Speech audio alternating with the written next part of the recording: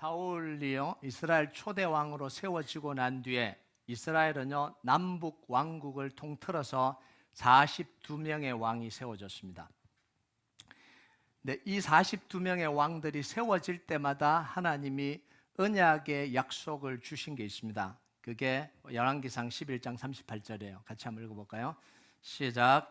내가 만일 내가 명령한 모든 일에 순종하고 내 길로 행하며 내 눈에 합당한 일을 하며 내 종 다윗이 행한 같이 내 율례와 명령을 지키면 내가 너와 함께 있어 내가 다윗을 위하여 세운 것 같이 너를 위하여 견고한 집을 세우고 이스라엘을 내게 주리라. 다윗처럼 하나님을 사랑하고 다윗처럼 하나님의 말씀을 따르고 전심으로 예배하는 삶을 살아가면 하나님이 그 왕, 그 집을 세워주시고 왕위를 견고하게 해주실 거라는 언약이에요. 여러분, 내 종 다윗의 행함과 같이 표준이 누구냐면 다윗입니다. 이건 새로운 언약이 아니라 하나님이 다윗에게 주신 언약이에요. 하나님을 사랑하고 말씀대로 살았고 정말 하나님의 율법을 따라 살았던 그 다윗에게 주셨던 그 언약, 그 언약이 계속해서 이어지는 거예요. 여러분, 다윗으로부터 시작된 이 언약의 축복은요 모든 왕들에게 다 이어졌어요. 심지어 다윗의 혈통이 아니었던 북왕국 이스라엘 왕이 세워질 때도 이 언약을 왕들에게 주셨습니다. 여러분, 한 사람이요 정말 하나님을 뜨겁게 사랑하고 하나님의 말씀을 그대로 살아내려고 할 때 하나님이 부어주시는 축복, 하나님이 부어주시는 이 은혜가 이렇게 강력해요. 다윗에게 부어주신 은혜인데 다윗에게 그치지 않고 모든 왕들에게 다 하나님이 흘려보내주시는 거예요. 여러분, 이게 자녀들에게 흘러가고요, 이게 가정을 통해서 흘러가고요, 이게 교회를 통해서 세상으로 흘러가는 거예요. 그래서 하나님의 언약의 축복을 붙드는 게 이렇게 중요한 거예요. 여러분, 저와 여러분이 영적인 축복이 시작되게 하는 존재가 되시길 주님의 이름으로 축복합니다. 우리 교회가 이 영적 축복을 이 달라스에, 이 미국 땅에 흘려보내는 교회가 되길 주님의 이름으로 축복합니다. 그런데 이 축복을 흘려보내줬는데도 이스라엘의 왕들은요 이 언약의 축복을 붙잡지 않았습니다. 등한히 여기고 오히려 하나님이 가장 싫어하는 우상 숭배를 하면서 이 축복, 이 언약 다 놓쳐버린 거예요. 자, 이런 상황에서도 하나님은 사울 왕으로부터 시작해서 시드기야 왕까지 42명의 왕, 460년 동안 그 나라를 지탱시켰습니다.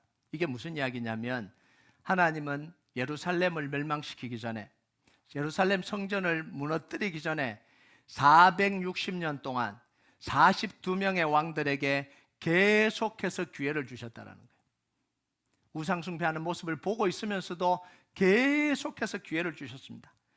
이런 기회를 460년 동안 42명의 이 사람들이 다 날려버린 왕들도 참 대단한 왕들입니다. 그런데 더 대단한 건 뭐냐면 이렇게 오랫동안 참아주시고 기다려주신 하나님이 정말 대단한 거죠. 우리 같으면 100년이 가기 전에 끝났어요. 100년이 뭐예요? 10년 가기 전에 끝났습니다. 보고 싹수가 노랗다, 끝. 그런데 하나님은 그걸 계속해서 반복적으로 보시면서도 460년 동안 42명의 왕들을 참아내면서 기회를 계속해서 주신 거예요. 자, 하나님이요 460년 동안 기회를 주시면서 딱 하나 기다린 게 있습니다. 그게 뭐냐면 다윗처럼 하나님을 사랑하고 전심으로 예배하는 왕이 나오기를 기다린 거예요. 그래서 왕들이 세워지고 죽을 때마다 왕을 평가하는데 뭐라고 평가하냐면 너는 다윗 같지 않았다, 너는 다윗 같았다. 여러분, 하나님의 마음에는 늘 다윗의 시대를 회복하고 싶은 마음이 계속 있는 거예요. 그러면서 왕들을 계속해서 살펴보는 거예요. 너 다윗 같다, 너는 다윗 같지 않다. 그러면서 다윗의 그 시대의 예배의 영광, 그 은혜를 회복하고 싶은 거예요. 이런 마음을요 그냥 하나님만 갖고 계신 게 아니라 아모스 선지자를 통해서 이스라엘 백성들에게 대놓고 자기 마음을 표현하셨어요. 내 마음이 이런 거야, 이렇게 좀 알아, 이렇게 말씀해 주신 거예요. 아모스 9장 11절 한번 볼까요? 같이 읽겠습니다. 시작. 그날에 내가 다윗의 무너진 장막을 일으키고 그것들의 틈을 막으며 그 허물어진 것을 일으켜서 옛적과 같이 세우고.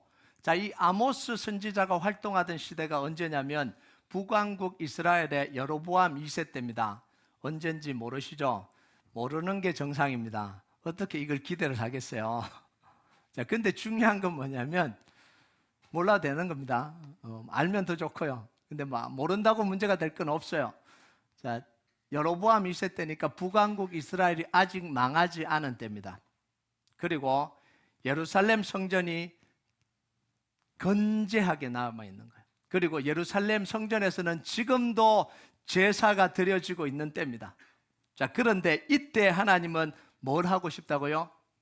무너진 다윗의 장막을 일으키고 싶다는 거예요. 여러분, 이게 상상이 되세요? 예루살렘 성전에서 수많은 예배가 다 드려지고 있는데 하나님의 마음속에는 다윗의 허물어진 장막을 다시 세웠으면 좋겠다. 이게 하나님 아버지의 마음이에요. 이게 무슨 말이냐면 웅장한 예루살렘 성전에서 드리는 수많은 제사, 수많은 제물, 이 제사 속에 내가 원하는 게 없다라는 거예요. 하나님이 원하는 게 없다라는 거예요. 그럼 도대체 예배를 어떻게 드렸길래 제사를 어떻게 드렸길래 그 수많은 예배, 수많은 사람들이 성전에서 그 웅장한 이 예배당에서 예배 드리는데도 하나님은 내가 원하는 게 없다라고 한 도대체 그 이유가 뭐냐는 거죠. 그게 이사야서 1장 11절에서 13절까지 나와요. 같이 읽겠습니다. 시작. 여호와께서 말씀하시되 너희의 무수한 재물이 내게 무엇이 유익하뇨? 나는 순양의 번제와 살찐 짐승의 기름에 배불렀고 나는 수송아지나 어린 양이나 순염소의 피를 기뻐하지 아니하노라. 너희가 내 앞에 보이러 오니 이것을 누가 너희에게 요구하였느냐? 내 마당만 밟을 뿐이니라. 헛된 재물을 다시 가져오지 말라. 분향은 내가 가정이 여기는 바요. 월삭과 안식일과 대회로 모이는 것도 그러하니 성회와 아울러 악을 행하는 것을 내가 견디지 못하겠노라. 제가 설교를 할 때 제사 또는 예배라는 단어를 병행해서 쓸 겁니다. 상황에 맞게. 근데 같은 의미라고 생각하고 들으시면 돼요. 왜 자꾸 예배를 했다고 제사를 했다가 막 그러냐, 그렇게 생각하실 필요가 없고요. 자, 예루살렘 성전에서는요, 사람들이 많이 모이고 살찐 짐승을 잡아서 기름을 태우고 넘치도록 제사를 드렸습니다. 월삭과 안식일과 절기를 지켰습니다. 월삭은 매월 정월 초하루에 드리는 예배입니다. 그리고 안식일을 지켰고요, 절기를 따라 예배 드렸고요, 아침과 저녁에 상번제를 드렸습니다. 그때마다 동물을 잡아서 피를 철철철철 흘렸어요. 엄청난 피가 계속해서 쏟아졌습니다. 그런데 이 예배, 이 제사를 보면서 하나님이 평가를 하셨습니다. 두 가지로 평가하셨어요. 첫 번째는 내 앞에 보이러 온다. 다시 말하면 보여주기식 예배 드리고 있다, 이런 이야기예요. 예배를 드려야 하나님이 복 주신다고 하니까, 예배 안 드리면 하나님이 재앙 내리신다고 하니까 억지로 예배를 드리는 거예요. 출석 도장 찍듯이 마당만 밟고 지나갔다, 이렇게 이야기합니다. 출석 체크하고 갔다, 이렇게 이야기를 한 거예요. 두 번째는요, 성회와 아울러 악을 행하는 걸 내가 견디지 못하겠다, 이렇게. 이 예배를 드리는 모습을 보면서 하나님이 그 이야기 하신 거예요. 그렇게 예배를 드리면서 동시에 악을 행하는 것, 이거 내가 못 견디겠다라는 거예요. 예배를 버젓이 드리면서 악을 행하는 것, 이거 내가 도저히 못 봐주겠다는 거예요. 여기서 악이라는 건 보통 우리가 생각하는 악도 있지만 하나님이 말씀하시는 건 뭐냐면 우상 숭배를 이야기하는 거예요. 예배를 드리면서 동시에 바알과 아세라 신과 몰록과 밀곤과 이방의 신들을 그대로 섬기고 있다는 거예요. 어떤 때는요, 심지어 예루살렘 성전 안에다가 우상을 가져다 놓고 하나님과 딱 나란히 놓고 제사를 드렸어요. 이게 이스라엘 백성들의 제사의 모습이에요. 여러분, 이런 예배의 중심은 누구죠? 하나님이 아니에요. 사람들입니다. 이 예배의 중심은 사람이에요. 하나님의 이름을 불렀어요. 하나님께 동물을 잡아 드렸어요. 그런데 그 목적은 모두 다 뭐예요? 자기 자신을 위한 거였어요. 이름은 하나님의 이름을 불러요. 하나님께 드린다고 그래요. 그런데 그 중심은 뭐냐면 자기 자신을 위한 거예요. 복 받으려고, 벌 받지 않으려고, 내가 원하는 걸 얻으려고 하는 그 마음의 중심에서 예배를 드리는 거죠. 여러분, 이런 예배의 모습이 현대 예배와 많이 닮아 있지 않아요? 저는 이런 모습을 볼 때마다 현대의 예배가 이 모습과 참 많이 닮아 있다, 이런 생각을 하게 됩니다. 그럼 생각을 한번 해봅시다. 화려한 조명, 편안한 분위기, 그냥 사람들이 불편하지 않는 말씀, 누구를 위한 거예요? 그냥 편안하게, 편안한 환경에서 그냥 예배 한번 드리고 이 가는 게 누구 중심의 예배냐는 거예요. 자, 그러면 하나님이 다윗의 허물어진 장막을 다시 일으키고 싶다.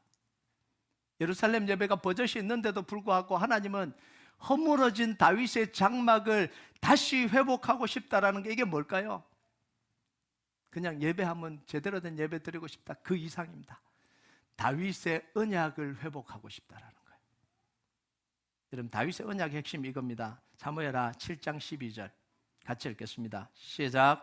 내 수완이 차서 내 조상들과 함께 누울 때에 내가 내 몸에서 날 내 씨를 내 뒤에 세워 그 나라를 견고하게 하리라. 다윗의 언약의 핵심은 뭐냐면 다윗의 후손을 통해서, 다윗의 씨를 통해서 예수 그리스도가 탄생한다는, 이게 다윗 언약의 핵심입니다. 다윗의 후손인 예수 그리스도가 여자의 후손으로 오셔서 뱀의 머리를 상하게 하시고 공중 권세 잡은 자 사단을 깨뜨리시고 영원히 왕으로 통치하신다. 이게 다윗 언약의 핵심입니다. 이 예수님의 십자가를 통해서 우리가 구원 얻었고 하나님의 자녀가 되었고 사단의 모든 재앙과 저주와 권세가 끝이 나는 거잖아요. 여러분, 다윗의 무너진 장막을 다시 일으키고 싶다라는 건 뭐냐면요, 바로 이 예수 그리스도의 언약을 붙들고 예배하는 예배를 회복하고 싶다라는 거예요. 수없이 그냥 사람들이 드리는 예배라는 형식을 가지고 드리는 예배가 아니라 진짜 예수 그리스도 언약 붙들고 예배하는 예배를 회복하고 싶다라는 거예요. 여러분, 그런데요, 하나님이 그렇게 기다리던 왕이 안 나오다가 드디어 한 명 나왔어요. 그게 누구냐면 요시야 왕입니다. 여러분, 열왕기하 22장 2절 볼까요? 같이 읽겠습니다. 시작. 요시야가 여호와의 보시기에 정직히 행하여 그의 조상 다윗의 모든 길로 행하고 좌우로 치주치지 아니하였더라. 유일하게 요시야 왕을 보면서 너 진짜 다윗 닮았다, 그렇게 기다렸는데 드디어 나왔다, 이게 하나님의 마음이에요. 얼마나 기뻤을까요? 요시야를 보면서. 그러면 하나님이 요시야 왕을 왜 이렇게 평가했을까요? 평가한 기준이 있을 거 아니에요. 그게 22절과 25절입니다. 천천히 우리 같이 한번 읽어보겠습니다. 시작. 사사가 이스라엘을 다스리던 시대부터 이스라엘 여러 왕의 시대와 유다 여러 왕의 시대에 이렇게 유월절을 지킨 일이 없었더니 요시야와 같이 마음을 다하며 뜻을 다하며 힘을 다하여 모세의 모든 율법을 따라 여호와께로 돌이킨 왕은 요시야 전에도 없었고 후에도 그와 같은 자가 없었더라. 두 가지 이야기 하잖아요. 첫 번째, 유월절을 지켰다.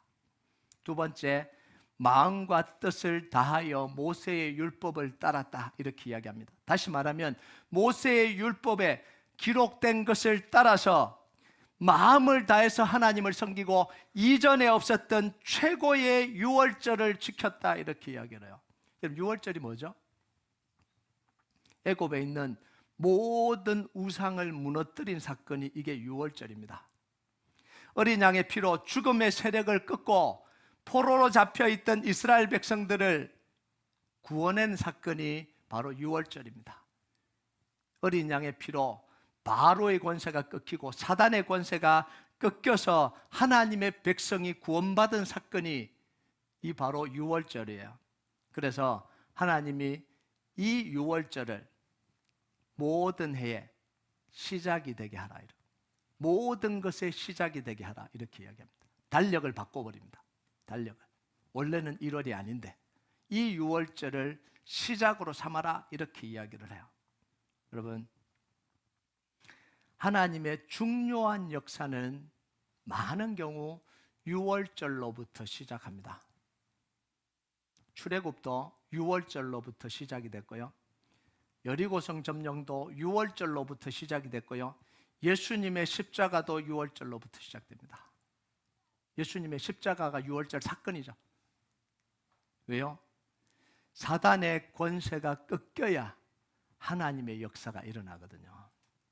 흑암의 세력이 예수 그리스도의 피로 꺾여야 하나님의 역사가 일어나요.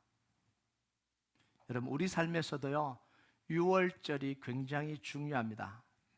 이렇게 이야기하면 구약의 6월절 지키는 구약주의자다 막 이렇게 이야기할 텐데, 그런 6월절이 아니라 영적인 의미에서 6월절이 너무너무 중요해요.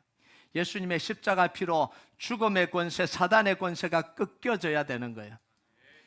모든 것을 할 때 먼저 기도하면서 영적인 세력, 흑암의 세력, 사단의 권세가 꺾여져야 됩니다. 이게 우리가 모든 일을 할 때 기도로 준비해야 되는 이유가 바로 이겁니다.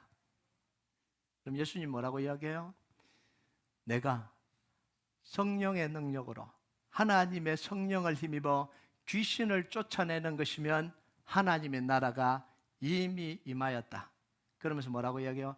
강한 자를 결박하지 않고는 그 집의 세간을 훔쳐갈 수 없다. 여러분, 강한 자를 결박하지 않으면요, 사단을 결박하지 않으면 하나님의 역사가 일으킬 수 없어요. 먼저 사단의 권세를 꺾어야 되는 거예요. 예수 그리스도의 십자가의 피로. 그래서 우리에게 필요한 거예요. 6월절이 필요한 거죠. 여러분, 예배는요, 예수 그리스도의 언약이 선포되고 사단의 세력을 무너뜨리는 영적 전쟁이 예배예요.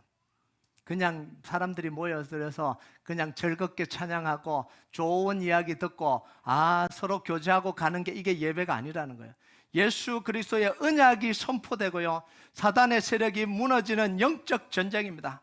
다윗은 이 언약 붙잡고 다윗의 그 장막에서 제사 드린 거예요. 그런데 이 다윗 이후에 그리스도 언약을 잃어버리고 형식적인 예배가 계속해서 드려진 겁니다.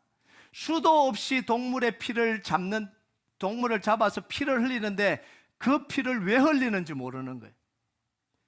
엄청난 동물이 지금 제사 속에서 죽어가는데 이 제사 드리는 사람들이 왜 그 피를 흘려야 되는지 모르고 계속해서 동물만 잡고 있다는 거예요. 여러분, 이런 언약 붙드는 예배를 요시야 왕이 회복한 거예요. 이게 6월절을 이전에 없었던 6월절을 지켰다는 거예요. 여러분, 하나님이 우리에게 주신 말씀이 바로 이겁니다. 이전에 없었던 최고의 예배를 드리라는 거예요. 예수 그리스도의 언약을 붙들고 최고의 예배를 드리라는 거예요. 이 예배를 통해서 가정의 흑암이 무너지고요, 가정 구원의 역사가 일어나고요, 사단의 권세가 끝이 나고 하나님의 통치가 이루어지는 거고요. 여러분의 인생 가운데 흑암과 이 사단의 권세가 다 깨어지고 하나님의 역사가 이루어지는 거예요. 이 예배, 언약 붙들고 그리스도 언약 붙들고 드리는 이 최고의 예배를 드리라는 거예요. 여러분, 저와 여러분이 올 한 해 이 최고의 예배를, 언약 붙들고 드리는 이 최고의 예배를 드리는 한 해가 되시기를 주님의 이름으로 축복합니다. 그럼 어떻게 해야 이 최고의 예배를 드리냐는 거예요. 목사님, 우리 한번 잘해봅시다. 하이파이브. 우리 다 같이 한번 으쌰으쌰 해봅시다. 가지에 모여서 우리 으쌰으쌰 해봅시다. 그렇게 해야 최고의 예배를 드릴 수 있는 게 아니에요. 예배는요, 하나님의 말씀하시는 방법을 따라서 드리는 게 예배예요. 24절을 한번 볼까요? 24절 같이 읽겠습니다. 시작. 요시아가 또 유다 땅과 예루살렘에 보이는 신접한 자와 점쟁이 드라빈과 우상과 모든 가정한 것을 다 제거하였으니 이는 대제사장 hil기야가 여호와의 성전에서 발견한 책에 기록된 율법의 말씀을 이루려 함이라. 자, 요시야 왕의 예배 회복은 자기 열심으로 된 게 아니에요. 우리 한번 열심히 해보자 이렇게 된 게 아니에요. 성전에서 율법 두루마리를 발견하면서부터 시작됩니다. 신명기 법전이죠. 신명기 율법서예요. 말씀을 따라서 우상을 제거했습니다. 신명기 법에 기록된, 율법에 기록된 말씀을 따라서 이 우상 제거해야 되는 거 제거했어요. 말씀을 따라서 6월절 지켰습니다. 말씀을 따라서 제사를 드렸어요. 이게 요시아가 드렸던 예배의 개혁이에요. 여러분, 올해 우리가 이전에 없었던 최고의 예배를 드리려면 이렇게 해야 됩니다. 첫 번째는요, 예배를 통해서 성취하려고 하는 하나님의 언약을 이해해야 됩니다. 도대체 예배를 통해서 하나님이 뭘 하려고 하시냐? 예배가 우리 복 받으려고 드리는 인간 중심의 잔치가 아니라는 걸 알아야 됩니다. 예배 와서 드려, 복 받아. 예배 안 드려서 그런 거잖아. 예배 드리면 인생 잘 풀린다니까. 예배 드려. 이런 게 아니라는 거예요. 예배는요, 예수 그리스도의 언약을 선포하고, 예수 그리스도를 선포하고, 죄 사함 받고 사단과 흑암의 권세를 꺾는 영적 전쟁이 이루어지는 현장이 예배라는 사실을 우리가 알아야 되는 거예요. 매주 우리가 이 십자가의 언약을 붙들고 예배드려야 됩니다. 두 번째는요, 하나님의 뜻대로 하지 않는 걸 회개해야 됩니다. 하나님의 방향과 다른 방향으로 가고 있는 우리의 모습을 보면서 회개해야 돼요. 이게 예배예요. 열왕기하 22장 11절, 18절, 19절 같이 읽겠습니다. 시작. 왕이 율법책의 말을 듣자 곧 그의 옷을 찢으니라. 너희를 보내 여호와께 묻게 한 유다 왕에게는 너희가 이렇게 말하라. 이스라엘 하나님 여호와가 이같이 말씀하셨느니라. 내가 들은 말에 대하여는 내가 이곳과 그 주민에게 대하여 빈터가 되고 저주가 되리라 한 말을 내가 듣고 마음이 부드러워져서 여호와 앞 곧 내 앞에서 겸비하여 옷을 찢고 통곡하였으므로 나도 내 말을 들었노라. 여호와가 말하였느니라. 신명기 율법서를 발견하고 요시야 왕이 가슴을 칩니다. 말씀과는 전혀 다르게 살아가고 있는 그 현실을 보면서 가슴을 찢어요. 그리고 이 율법책에 대해서 하나님께 묻습니다. 그러니까 너희들이 이렇게 된 게 그게 이제 망하게 됐거든요. 이스라엘이요. 율법책에 기록된 하나님의 언약을 지키지 않았으다. 그러면서 통곡해서 기도합니다. 그러니까 하나님 뭐라고 하면 너의 기도를 들었다 이렇게 이야기해요. 요시야 왕의 눈물과 기도를 들었다 이렇게 이야기합니다. 여러분, 회개가 변화의 시작이에요. 결심이 변화의 시작이 아니라 회개가 변화의 시작입니다. 하나님과 상관없이 사는 모습, 하나님의 뜻과 반대대로 가는 모습을 보면 내가 답답해야 돼요. 내가 부끄러워야 됩니다. 다른 사람의 모습을 보고 부끄러워하고 답답해하는 게 아니라 내 모습을 보고 하나님의 뜻대로 살지 못하고 있는 나를 보고 내가 너무 부끄러워야 돼요. 내가 너무 화가 나야 돼. 이런 게 너무 화가 나야 돼요. 그래서 하나님의 은혜를 구해야 됩니다. 하나님 도와주십시오. 이렇게 사는 모습이 너무 부끄럽고 너무 답답하고 너무 창피해서 못 살겠어요. 이게 우리 마음속에 있어야 되는 거예요. 그런데 내 삶이 어때서 그래? 이런 변화가 안 일어나는 거예요. 집사님, 올해부터는 좀 이렇게 해야죠. 내 삶이 어떻다고 그러세요? 이러면 변화가 안 일어나는 거예요. 내가 예배 드리는 모습이 뭐라고? 왜? 그러면 변화가 안 일어나는 거예요. 변화는요, 회개로부터 일어나는 거예요. 그럼 세 번째는요, 회개를 했으면 제대로 예배를 드려야 됩니다. 여러분, 울었다 그래서 회개가 아니에요. 후회했다 그래서 회개가 아니에요. 수없이 많이 울습니다. 예배 드릴 때, 기도할 때마다 눈물 콧물 다 빼잖아요. 그거 제대로 된 회개 아니죠. 회개를 했다면 제대로 예배를 드려야죠. 예배를 위한 시간을 가장 중심에 둬야 됩니다. 6월절, 77절, 초막절은 하나님이 정해놓은 바꿀 수 없는 시간이었습니다. 왜 하나님이 시간을 정한지 아세요? 시간을 정하는 사람이 주인입니다. 그죠? 시간을 정하는 사람이 왕이에요. 시간을 정하는 사람이 주인입니다. 예배는 시간을 정했다는 건 뭐냐면 시작부터 하나님의 주인됨을 인정하라는 거예요. 예배를 뭘 드렸냐, 이걸 하기 전에 시간을 아예 정해놓은 거예요. 이건 내가 정한 시간이야. 주인이 하나님이라는 거예요. 예배의 주인은, 예배의 왕은 하나님이라는 거예요. 그걸 인정하는 데서부터 예배가 시작이 되는 거예요. 여러분, 드리고 싶을 때 예배를 드리고, 드리기 싫을 때 안 드리고, 드릴 수 있을 때 예배를 드리고, 드릴 수 없을 때 예배를 안 드리는 건 그 누가 주인이죠? 내가 주인이죠. 내가 주인이에요. 그리고 또 하나는 뭐냐면 우리를 구원하신 하나님께 제대로 된 감사를 표현하라는 거예요. 그게 뭐냐면 예물 드림입니다. 레위기에 나오는 5가지 제사가 있습니다. 번제, 소제, 화목제, 속제제, 속건제. 이 5가지 제물 중에 예물 없는 제사는 단 하나도 없어요. 하나님이 각 제사마다 드려야 될 예물을 정해 주셨습니다. 빈손으로 나오는 제사를 허용하지 않으셨습니다. 이게 하나님이 예배 드리는 기준이에요. 출애굽기 23장 15절 한번 볼까요? 같이 읽겠습니다. 시작.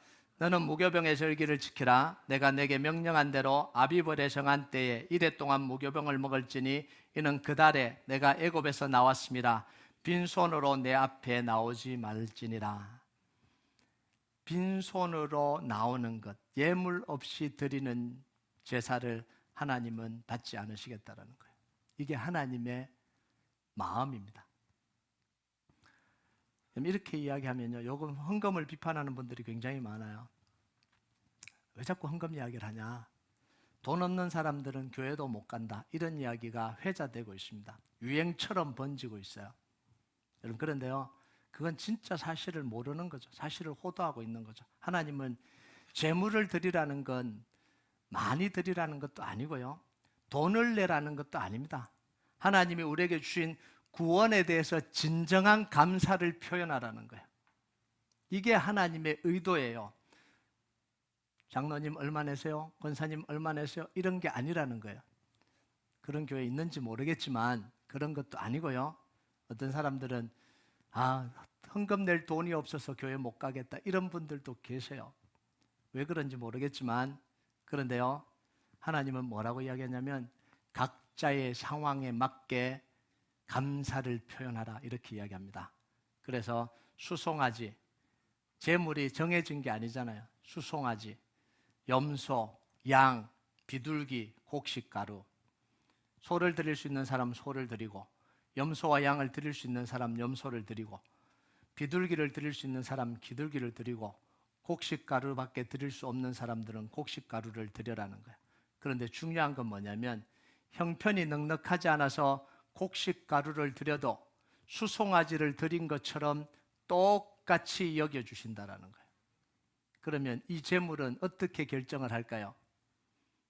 부자는 많이 내고 가난한 사람은 적게 내고, 그렇게 보이지만 사실은 그것보다 더 중요한 게 있습니다.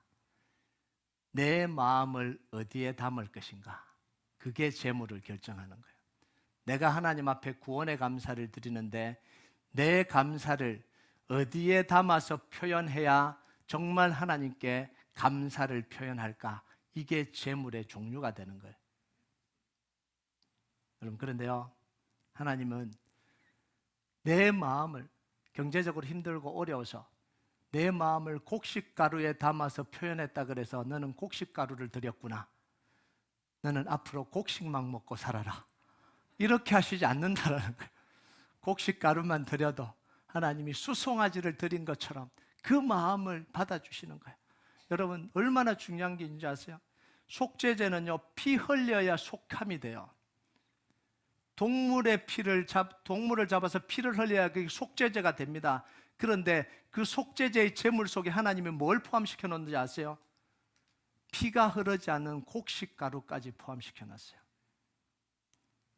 산비둘기도 못 드리는, 비둘기 한 마리도 못 드리는 그 가난한 사람들은 먹는 곡식가루라도 들고 와서 하나님께 드리면 피 흘림이 없는데도 불구하고 하나님은 그걸 속죄제 제사로 받아주시겠다는 거예요. 이 마음을 어떻게 하나님이 돈 없으면 교회 못 간다, 이런 마음으로 이게 호도할 수 있어요? 이게 말이 안 되는 이야기잖아요. 중요한 건 하나님 말씀을 따라서 최고의 감사를 드리는 거예요. 억지로 드리거나 남은 것을 드리거나 때우기 위해서 드리는 건 하나님이 기뻐하지 않으신다라는 거예요. 여러분, 말라기서 1장 8절에 보면요, 같이 읽겠습니다. 시작. 만군의 여호와가 이르노라, 너희가 눈먼 희생 제물을 바치는 것이 억지 악하지 아니하며 저는 것 병든 것을 드리는 것이 억지 악하지 아니하냐? 이제 그것을 너희 총독에게 드려보라. 그가 너를 기뻐하겠으며 너를 받아주겠느냐? 너네들이 드리는 그거 총독한테 줘봐라. 기뻐하겠냐? 이스라엘 백성들이요, 뭐라고 했냐면, 무슨 생각을 하냐면, 어차피 각을 떠서 피 흘리는 거 아니냐는 거예요. 어차피 잡아서 기름만 태워드리면 되는 거 아니냐는 거예요. 그러면 눈먼 거 들이든 절름발이 들이든 뭐가 문제가 되겠냐는, 피만 흘리면 돼. 하나님 피 좋아하시는 거 아니냐는 거예요. 그러니까 피 흘려드렸지 않냐는 거예요. 기름 떼어서 태워드렸지 않냐는 거예요. 하나님, 우리가 뭘 못했습니까? 다 피 다 흘려드렸고 기름 다 떼드렸는데 우리가 뭘 했다고 그러십니까? 이렇게 이야기를 하는 거예요. 여러분, 예배를 바로 세우기 위해서는요, 두 가지가 세워져야 됩니다. 시간의 우선순위와 11조와 예물 드림이 세워져야 예배가 바로 세워져요. 이거 없이 예배가 세워지기가 불가능하다 그러면 또 그러니까 힘듭니다. 힘들어요. 이 기본적인 게 안 세워지는데 어떻게 예배가 세워지겠어요? 마지막 네 번째요. 우상 숭배와 영적 싸움에서 이겨야 돼요. 이스라엘 예배의 문제가 뭐냐면 우상 숭배였습니다. 솔로몬 때부터, 다윗 왕 이후 때부터 바로 시작된 게 이 우상 숭배와의 전쟁이에요. 예루살렘에서 제사 드리면서 동시에 산당에 가서 우상 숭배했습니다. 이게 뭐하고 똑같냐면 오늘 예배 드리고 바로 무당 찾아가는 거예요. 예배 드리고 할렐루야 아멘 눈물 흘리고 아멘 자 무당 찾아갑시다 이렇게 했다는 거예요. 제가 이렇게 심각하게 이야기하는 것죠. 진짜 이렇게 했어요. 처음에는 예배 드리는 게 중심이 됐습니다. 그리고 산당에 가서 우상 숭배했어요. 나중에 되니까 예배 드리는 것보다 산당을 가는 게 훨씬 더 많아졌어요. 산당에서 주로 예배를 드리고, 예배가 아니죠, 우상 숭배하고 하나님께 벌 받을까 봐 성전에 와서 예배를 드린 거예요. 자, 그러니까 나중에 되니까 귀찮은 거예요. 왜 여기 갔다가 저기 갔다 해야 되냐는 거예요. 한꺼번에 하자는 거죠. 그래서 그 우상을 성전에다 갖다 놓고 여기 하나님, 여기 우상 해놓고 한꺼번에 합니다. 그리고 우상 숭배. 이게 이스라엘 백성들의 예배였어요. 제사였어요. 어떻게 하나님이 이 제사 받으세요? 못 받죠. 그런데 이스라엘 백성들은 뭐라 그러냐면 하나님 동물 잡아 드렸잖아요. 번제 드렸잖아요. 소제 드렸잖아요. 화목제 드렸잖아요. 뭐가 문제입니까? 이러고 나오는 거예요. 여러분, 이게 뭐하고 똑같냐면 남편이 아내랑 살면서 몰래 다른 여인이랑 바람핍니다. 처음에는 아내랑 대부분의 시간을 보냅니다. 그리고 잠시 틈날 때 가서 바람피고 와요. 근데 나중에 되고 이제 대놓고 아내보다는 그 바람피는 여인과 더 많은 시간과 더 중요한 시간을 보내요. 이제는 힘들거든요. 아예 데리고 들어옵니다. 아내는 안방, 니는 건너방, 같이 살자는 거죠. 이게 지금 이스라엘 백성들이 예배 드리는 모습입니다. 그러니까 하나님이 이 예배 어떻게 받느냐는 거죠. 그래서 하나님 뭐라 그러냐면 이제는 성전문 좀 닫아줬으면 좋겠다는 거예요. 이런 예배 드리는데 질렸다는 거예요. 지겹다는 거예요. 그래서 누가 아무도 못 오도록 이제 성전문 좀 닫아줬으면 좋겠다는 거예요. 여러분, 우상 숭배는요, 하나님을 안 섬기는 게 아니에요. 하나님도 섬기고 다른 신도 섬기는 게 우상 숭배입니다. 오직 하나님이 안 되는 게 우상 숭배예요. 유일한 예배의 대상이 하나님이 아닌 게 우상 숭배입니다. 예배는 오직 하나님만 섬기는 겁니다. 오직 하나님이 왕이고 오직 하나님이 주인인 게 이게 예배예요. 여러분, 그러면 오늘날 우리가 싸워야 될 우상은 뭘까요? 목사님, 우리는 우상 숭배 안 하는데 점치러도 안 가고 우상 숭배도 안 하고 제사도 안 드리고 아무것도 안 하는데 우리는 우상 숭배 안 하잖아요. 우리가 싸워야 될 그 우상 숭배는 도대체 뭐냐는 거예요. 돈과 일과 욕구와 자존심, 게으름, 가족, 인간관계, 체면, 수도 없는 우상을 우리가 달고 살아요. 여러분, 돈과 예배와의 싸움에서 예배가 이겨야 됩니다. 일과 예배와의 싸움에서 예배가 이겨야 됩니다. 이게 오직 하나님을 섬기는 거잖아요. 자존심과 예배와의 싸움에서 예배가 이겨야 됩니다. 오늘 기분 나빠서 예배 안 하고 갈 거야. 우상 숭배죠. 게으름과 예배의 싸움에서 예배가 이겨야 됩니다. 오늘은 화장하기 싫래? 온라인 예배. 클릭.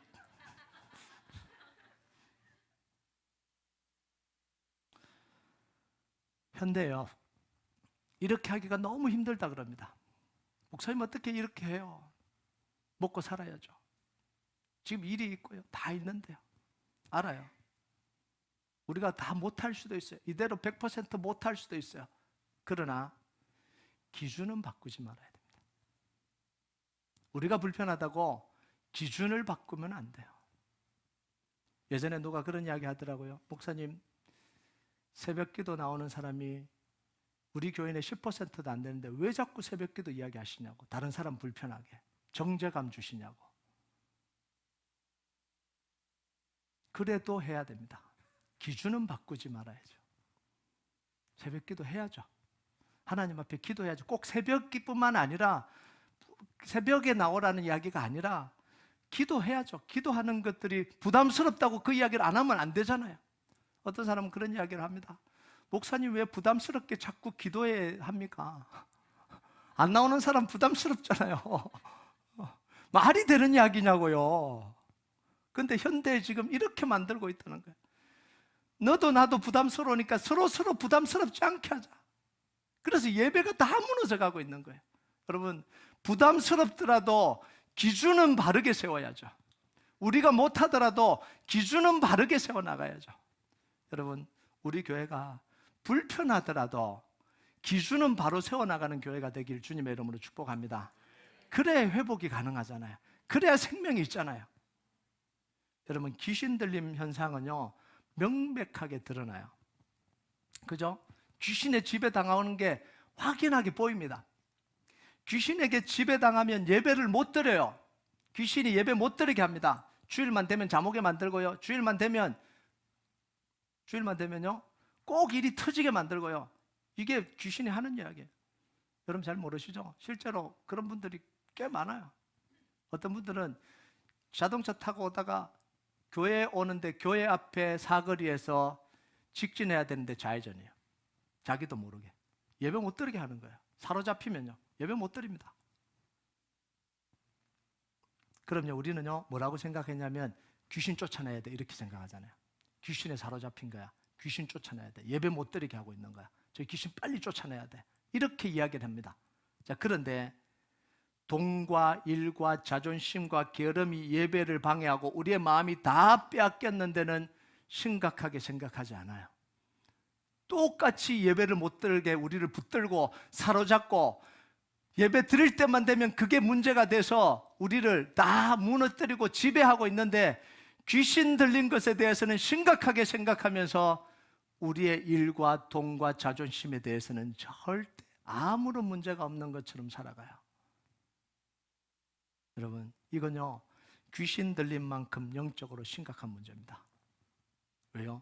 예배를 못 드리게 잡고 있잖아요. 여러분, 예배에서 이기는 게 모든 것의 승리입니다. 우리의 인생의 승리는 어디서부터 시작이 되냐면 예배로부터 시작되는 거예요.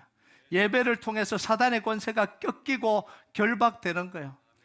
우리를 지배하러 가는 모든 것으로부터 자유로워지는 게 복음의 언약이 선포되는 예배 속에서 일어나는 거예요.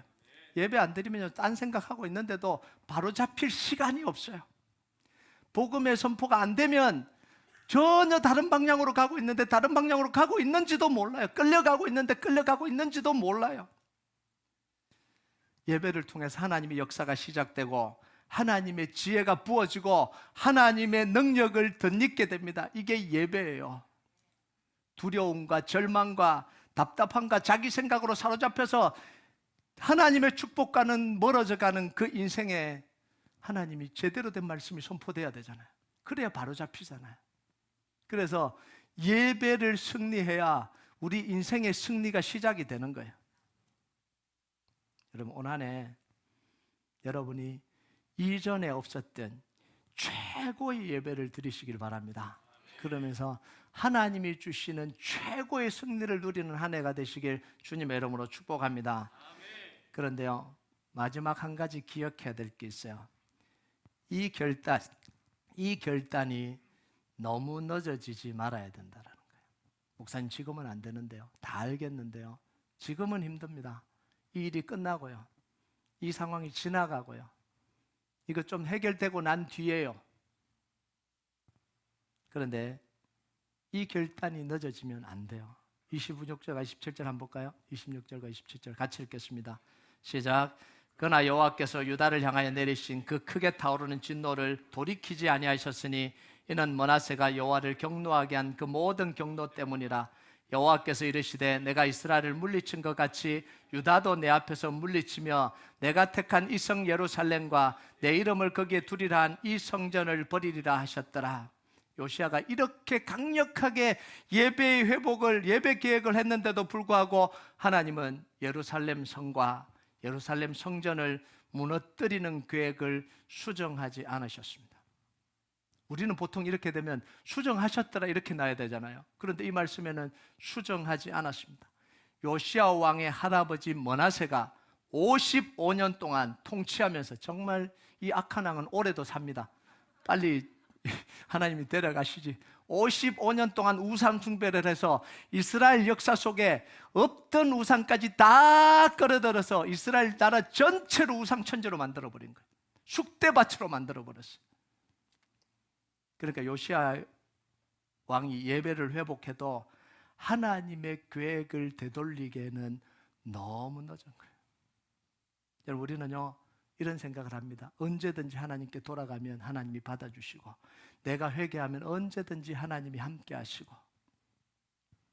오산입니다. 더 늦기 전에 돌이켜야 돼요. 지금 결단해야 됩니다. 나중에는 없어요. 그렇다고 요시야 왕의 예배가 아무런 소용이 없었던 게 아닙니다. 하나님은 요시야 왕의 예배를 받으셨어요. 요시야는 살아생전에 최고의 축복을 누렸습니다. 예배에서 승리하면서 최고의 축복을 누렸어요. 그런데 하나님은 이스라엘 나라를 향한 계획은 변경하지 않으셨습니다. 왜냐하면 이미 하나님은 이스라엘 나라 므낫세를 보면서 이미 결정을 내리셨어요. 봐주도록 계속해서 봐준 건 차고 넘쳤다라는 거예요. 계속해서 봐주고 했던 것 이제 멈추겠다는 거예요. 뭐 하겠다는 거죠? 이제는 포로를 통해서 회복하시겠다는 거예요. 포로로 잡혀가서 회복시키겠다는, 이게 하나님의 계획이에요. 여러분, 요시야는요 최선을 다했습니다. 우리가 최선을 다했다고 해서 하나님의 계획을 우리 마음대로 바꿀 수는 없어요. 하나님, 제가 40일 금식했잖아요. 제가 이렇게 기도했잖아요. 그러면 내 뜻대로 하나님 바꿔주셔야 되는 거 아니에요? 절대로 그렇지 않습니다. 우리가 최선을 다해도 하나님은 하나님의 계획대로 움직여 가시는 분입니다. 연말 저녁 기도회를 열심히 했습니다. 8일간 기도했습니다. 제가 코로나에 걸렸습니다. 어떻게 8일 동안 열심히 기도했는데 하나님이 코로나에 걸리게 할 수가 있어요? 걸릴 수 있어요. 코로나 걸린 사람 만났으니까 걸렸겠죠. 네. 그렇다고 8일간 기도한 게 헛건가요? 아니죠. 내년을 준비하면서 영적 체력을 쌓은 건 그대로 있습니다. 물론 코로나 때문에 체력이 아직 덜 올라왔지만 걸릴 수 있어요. 그게 문제가 되는 게 아니에요. 요시야를 통해서 우리가 봐야 되는 게 뭐냐면, 예배를 이렇게 해도 소용없구나, 이걸 보여주려고 하는 게 아니에요. 최악의 상황에서도 최고의 예배를 드릴 수 있다는 걸 요시야를 통해 보여주신 거예요. 여러분, 55년 축대밭 만들었잖아요. 그 다음 왕 요시야 왕의 아버지 3개월 만에 죽었어요. 그럼 뭐예요? 그대로 물려받았다라는 거예요. 그대로. 그런데도 온 천지에 우상이 다 깔려있고 하나님을 찾는 사람이 없다라고 보면 되는 거죠. 그때도 요시야는 최고의 예배를 드렸다라는 거예요. 여러분, 아무리 암흑기라도, 아무리 힘든 상황이라도 내가 결단하면 그곳에서 최고의 예배를 드릴 수 있는 거예요. 이게 요시야를 통해서 보여지는 겁니다. 여러분, 그런데요 정말 재밌는 건 뭐냐면, 이스라엘 백성들의 최고의 예배는 한참 잘 나갈 때가 아니라 가장 암흑기에 드려졌다는 거예요. 이게 사무엘이잖아요. 다 망쳐지고 다 깨지고, 사사기 400년 동안 다 깨지고 엘리와 그 아들들이 다 망쳐버린 예배를 사무엘을 통해서 하나님이 회복하시잖아요. 사무엘의 말이 한마디도 땅에 떨어지지 않도록 하나님이 최고의 예배를 회복하시는 거예요. 사울 왕이 다 망쳐버린 그것을 다윗이 회복하잖아요. 암흑기에. 여러분, 올해 우리가 최고의 예배를 드리시는 한 해가 되길 바랍니다. 여러분의 상황이 어떻든지, 아무리 힘들든지, 아무리 암흑기라든지 하나님의 언약의 약속의 말씀을 붙들고 최고의 예배를 드리는 한 해가 되시길 주님의 이름으로 축복합니다. 우리 같이 찬양하도록 하겠습니다. 이 찬양 하나님 앞에 좀 올려드립시다. 유월절 어린 양의 피로 나의 삶의 문이 열렸네. 저 어둠의 권세는 힘이 없네. 주 보혈의 능력으로 원수가 날 정죄할 때도 난 의롭게 설 수 있네. 더 이상 정죄함 없네. 난 주 보혈 아래에 있네. 우리가 이 고백 하나님 앞에 같이 올려드리도록 하겠습니다.